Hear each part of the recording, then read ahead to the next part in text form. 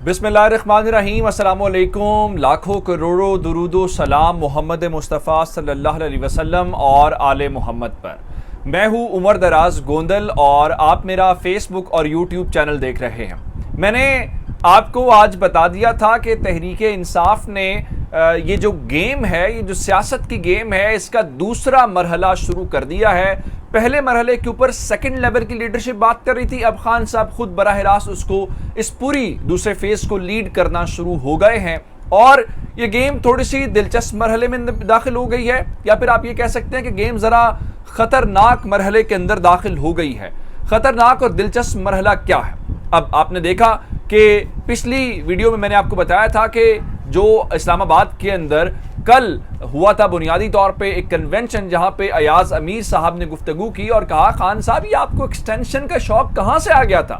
खान साहब ने पहली बार ये माना मेरे से गलतियां हुई हैं, और मैंने आपको जियो न्यूज़ की खबर दी थी कि उन्होंने बताया है कि उन्होंने जनरल बाजवा वाले मामले के ऊपर, एक्सटेंशन वाले मामले के ऊपर बातचीत की है। अब ये एक हैरानकुन बात थी।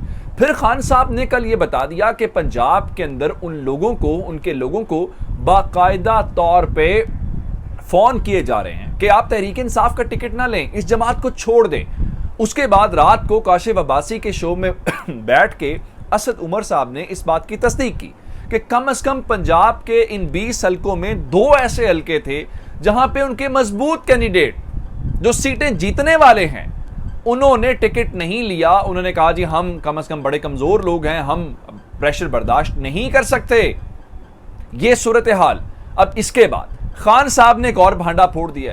अरशद शरीफ साहब को रात को उन्होंने इंटरव्यू दिया है और उस इंटरव्यू के दौरान वो ये कहते हुए नजर आ रहे हैं कि उनके अब सिर्फ कैंडिडेट्स को नहीं, वो लोग जो मरकजी लीडरशिप के अंदर शुमार होते हैं, जो उनके आगे पीछे हैं, ब्लैकमेलिंग उन तक हो गई है। और अरशद शरीफ साहब ने जब उनसे पूछा कि क्या उनमें एक साबिक विफाकी वजीर भी शामिल है, खान साहब ने कहा बिल्कुल ठीक है। फिर खान साहब से पूछा कि क्या उनकी एक इत्तेहादी जमात को भी ब्लैकमेल किया गया, खान साहब ने कहा बिल्कुल ब्लैकमेल किया गया। फिर उनसे पूछा गया कि उस शख्स को आखिर किस तरह से ब्लैकमेल किया जा रहा है या किस तरह से डराया जा रहा है, तो उन्होंने बताया कि फेक वीडियोस हैं। और उन वीडियोस, जारी बात है, वो खान साहब ने लफ्ज़ चीप इस्तेमाल किया कि किरदार कुशी से मुतल्लिक हैं, जाती जिंदगी से मुतल्लिक हैं, किसी खातून के साथ जोड़ के वीडियो बन जाती है, ये कौन सा इतना मुश्किल काम है। और उनको डराया क्या जा रहा है कि इसको पब्लिक कर दिया जाएगा, आपके बच्चों को भेज देंगे, आपकी फैमिली को भेज देंगे, आपके दोस्तों को भेज देंगे। अब ये कौन कर रहा है? खान साहब इसके ऊपर भी बोल रहे हैं। अब यहां तक तो बात खान साहब वाली वो ठीक है कि मामलात जो हैं हो रहे हैं, जो खान साहब खुद कह रहे हैं, मैं तो नहीं कह रहा। अब आगे चल के खान साहब ने अब बराह रास्त जनरल बाजवा से मुतल्लिक बातें की। खान साहब से ये पूछा गया कि क्या मुल्क के अंदर, क्योंकि आप बार बार कहते हैं अथॉरिटी की बात, जिम्मेदारी, क्या मुल्क के अंदर ऐसा है कि वजीर आजम तो कोई और होता है और इनविजिबल किस्म की एक और अथॉरिटी है जो नजर तो नहीं आती लेकिन इख्तियार वहां पे। खान साहब ने फिर बताया कि जनाब देखें, जहां पे अथॉरिटी होती है जिम्मेदारी भी उसके पास ही होती है। यह नहीं हो सकता कि आप जिम्मेदारी किसी और के ऊपर लगाएं। यानी मिसाल मैं आपको दे सकता हूं कि पाकिस्तान के अंदर जिम्मेदारी तो वजीर आजम के ऊपर हो, और किस चीज की जिम्मेदारी हो? गलत कामों की हो, गलत फैसलों की हो, अनपॉपुलर डिसीजंस की हो, लेकिन अथॉरिटी किसी और के पास हो। और जब अच्छा फैसला हो, अच्छे नतायज हों, तो वो जिम्मेदारी भी के बाद जो जिम्मेदारी है उसकी भी कोई और ले ले। जैसे आपने देखा फैटफ से किसने निकलवाया उधर, इस किस्म की बहुत सारी बातें हो जाती हैं। लेकिन असल बात खान साहब ने जो जनरल बाजवा को लेके धमाकादार किस्म की बात की है वो क्या है? अब आप जानते हैं कि एक्सटेंशन वाले मामले के ऊपर अयाज अमीर साहब ने भी बात की, और अयाज अमीर को लेके लोग इमरान खान के मुखालिफ कह रहे हैं कि देखें ये होती है बात कि इमरान खान के मुंह के ऊपर कहा कि आपने एक्सटेंशन वाला मामला गलत किया, आपने प्रॉपर्टी डीलर्स के ऊपर। अच्छा, ये कोई नहीं सोचता कि क्या पाकिस्तान के अंदर कोई नवाज शरीफ के सामने खड़ा होकर कोई ऐसी बात कर सकता है? दूसरे नंबर के ऊपर क्या जरदारी के सामने ये बात की जा सकती है?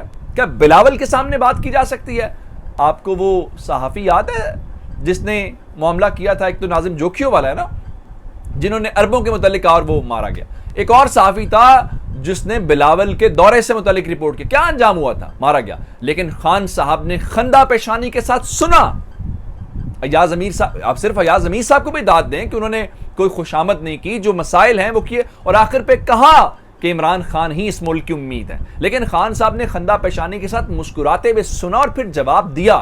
ये नहीं कहा कि मेरी तौहीन हो गई है, अयाज अमीर कौन होते हैं मेरे से बात करने वाले, नहीं, कहा मेरे से गलतियां हुई हैं और मैं उनको सुधारने की कोशिश कर रहा हूं। लेकिन खान साहब ने जो जनरल बाजवा वाली बात किया वो बताना आपको बहुत जरूरी है।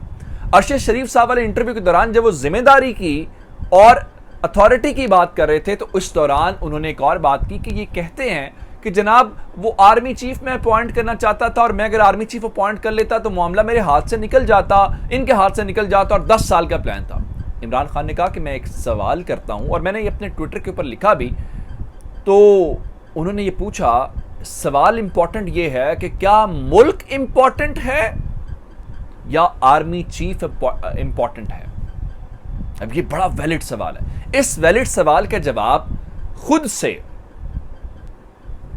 आसिफ गफूर साहब दे चुके हैं कि कोई शख्स इदारों से बड़ा नहीं है और कोई इदारा मुल्क से बड़ा नहीं है।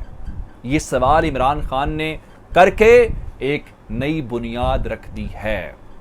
अब आप मुझे बताएं कि यह मामला आप समझते हैं कि बेहतरी की जानिब जा रहा है या बिगाड़ की जानिब जा रहा है? और फिर उसके बाद एक और ज़रा ख़बर सुन लीजिए जो मैं आपको देना चाहता हूं, और वो ख़बर किस चीज़ से मुतल्लिक है। वो ख़बर है तहरीक इंसाफ जलसा करना चाहती है, यानी कल 2 जुलाई को हफ्ते के रोज़। उस जलसे के हवाले से जो डिस्ट्रिक्ट मजिस्ट्रेट इस्लामाबाद हैं इरफान नवाज मेमन साहब, उन्होंने ये कहा है कि इसका जो इजाज़तनामा है वो क्या करना पड़ेगा, आपको GHQ से लेना पड़ेगा।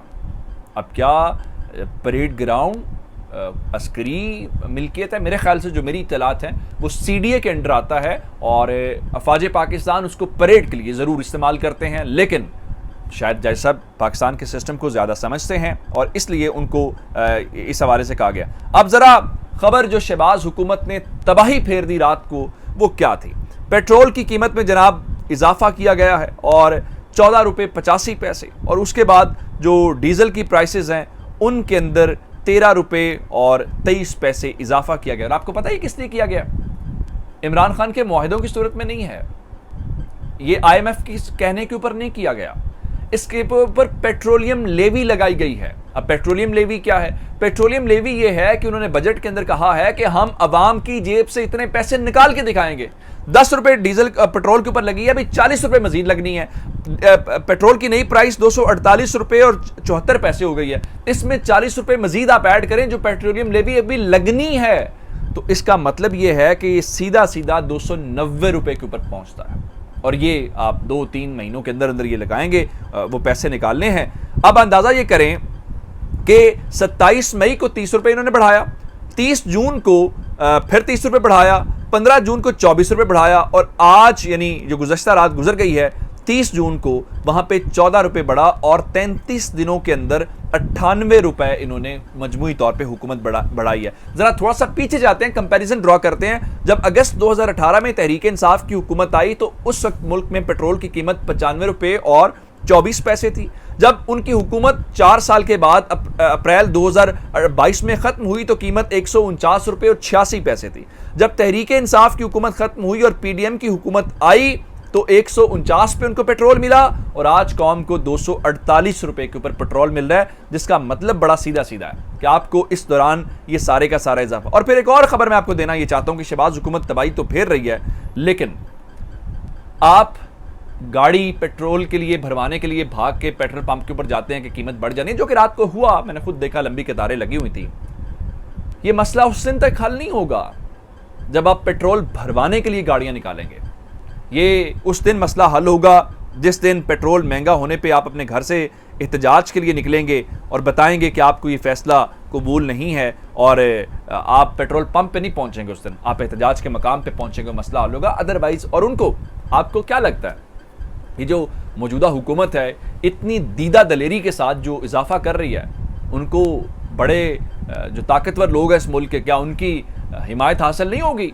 वो कह रहे होंगे, मीडिया को भी देख लेंगे और वो कह रहे होंगे कि अवामी रद्दमल भी देख लेंगे। मैंने आपको बताया था कि कल ISPR ने बताया कि जनरल बाजवा साहब जो हैं वो कतर गए हुए हैं आप देख लीजिएगा, आइंदा चंद रोज़ में आपको खबर मिल जाएगी कि कतर LNG देने के ऊपर राज़ी हो गया और मामला हल हो गए। तो इसीलिए तो ये मामला आपके सामने, अपना बहुत सारा ख्याल रखिएगा। खुदा हाफिज़।